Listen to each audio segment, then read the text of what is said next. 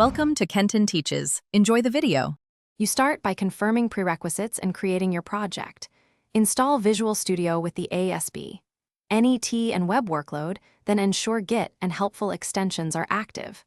Once done, choose New Project, select ASB, NET Core Web App, and pick the template and NET version that match your needs. This gets a working scaffold so you can focus on features. Make sure the project name and solution location are correct. This avoids path issues later and keeps your repo clean and reproducible. Now build the core functionality and configure the app. Implement Razor Pages or MVC controllers and scaffold views, separate concerns so code stays maintainable. Configure app settings. JSON for connection strings and logging, and use environment variables for secrets.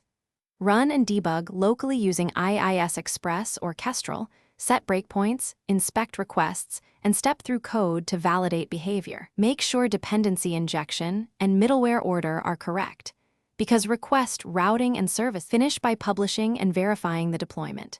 Choose a target like Azure App Service, IIS, or a container, and pick framework-dependent or self-contained deployment based on server runtime.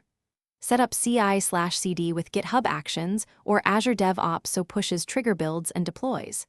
After deployment, run smoke tests and verify environment-specific settings. If things go wrong, check server logs first, restore NuGet packages, and confirm runtime versions match. Misaligned. NET runtimes and missing packages are the most common issues.